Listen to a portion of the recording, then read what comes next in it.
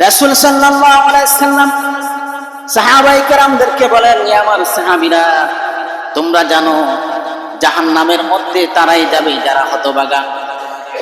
সাহাবায়ে কেরাম বলেন, ইয়া রাসূলুল্লাহ, ইয়া হাবিবাল্লাহ, হতভাগা কারা? কারা হতভাগা যারা জাহান্নামে যাবে? কি কারণে তারা হতভাগা হবে? যে হতভাগা হওয়ার কারণে দুনিয়ার মধ্যে কিছু মানুষ জাহান্নামে যাবে।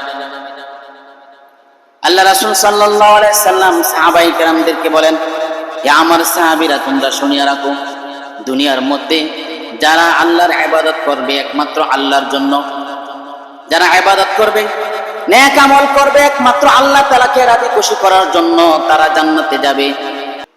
আর যারা গুনাহকে ছেড়ে দিবে, পাপ কাজকে ছেড়ে দিবে একমাত্র আল্লাহ তাআলার জন্য, তারাই হবে সফল কাম। আর যারা ইবাদত করবে লোক দেখানোর জন্য, তারা হবে হতভাগা। এবং যারা গুনাহকেও বর্জন করবে, গুনাহকে ছেড়ে দিবে এটা মানুষকে দেখানোর জন্য, তারাও হতভাগা। এই সমস্ত লোকগুলা জাহান্নামে যাবে।